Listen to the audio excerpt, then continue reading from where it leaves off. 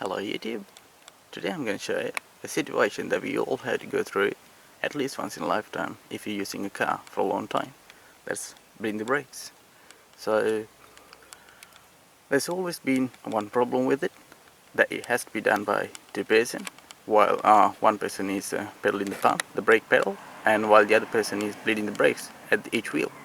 So it's been a hassle. If you're driving your car for a long time and if your brake has become spongy and you get no pedal response, or maybe you had a brake repair, changing your master cylinder, or maybe changing your brake pads, then that's the time you do a brake bleed, because get rid of all the air that might be trapped in the system. And if you're also doing some high-speed driving or maybe some track days, there's a big chance that your brakes are always generating a lot of heat.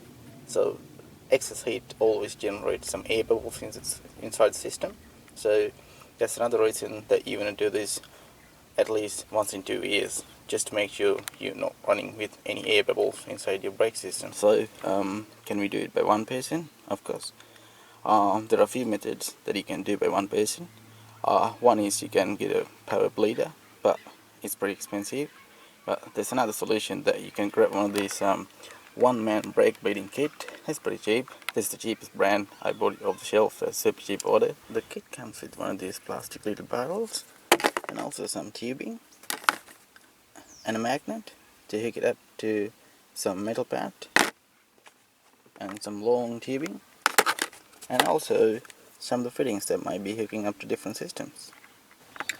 Setting up the system is pretty easy too. You grab your bottle and grab a magnet, and the magnet goes into the back side of the bottle like that.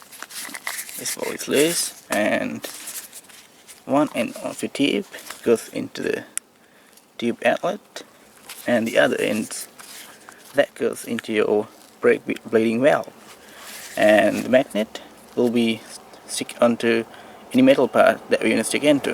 In the case of this Toyota, it doesn't have any ABS, but in case if you have any ABS, the procedure will be still the same, except you have to take one step further. You have to go to your fuse box and locate your fuse and relay for the ABS pump and pull it off. And also need to mention that this is the right hand side drive car, so the brake pump and the master cylinder is located at the right side, so you will make sure you do your bleeding first at the furthest wheel away from your cylinder. So this wheel right here, that's the closest. This wheel right here, that is the second closest, and this is the furthest. So we're starting from the furthest one, so it's a good chance we get rid of these old air bubbles while more air is not introduced into the system. And once you're done, it should look something like this. That's your bottle that's held together by the magnet, and your tubing goes into your bleeding valve. So in the case of this Toyota, the bleeding valve it'll be rusty, so what I'm going to do is spray some of this WD-40 and let it soak for some time, and I'll get back. So now it's been long enough with WD-40, so grab your wrench, in this case it's size 8, and crack the bolt open. Yeah, just like that. And as you can see, as soon as I crack the bolt open, the fluid will start flowing, and the fluid is very dirty, and it's a bit hard to get it on camera.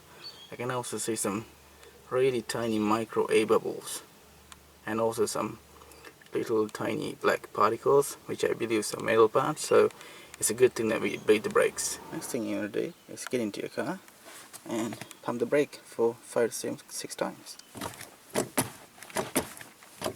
And as you can see, not all the dirty fluid with all contaminants and any air bubbles is gone into that spiral.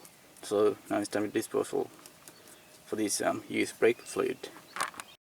As you bleed the brake, your brake fluid level in the reservoir might run down, so you don't want to let that happen. You don't want to run your cylinder dry.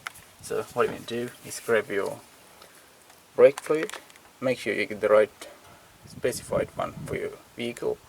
In my case, it's .4, it's the dot number what matters, not the brand. So stop it up. So we have finished done with the rear left, So now we will move into rear right. So now the bottle has set up for the rear right. So the procedure for this is just the same as it was for the rear left. Then you do your front left. And as you can see, the brake fluid in the front left is really dirty. And lastly, you do the front right. If you haven't changed your brake fluid for a very long time, there's an optional step you can do. You grab one of these take basters and use that to suck it up some of the old brake fluid out of the reservoir, and as you do so, you grab your bottle of new brake fluid and top it up.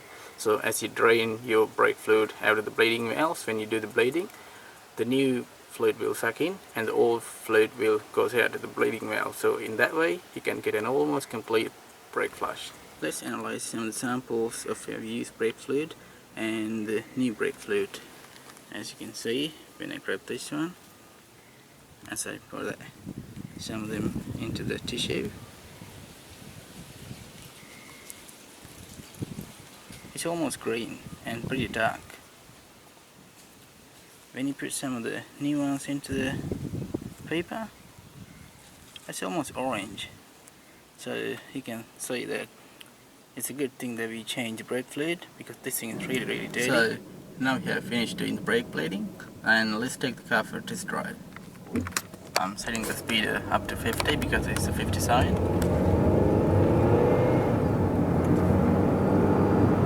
And we're getting ready for this.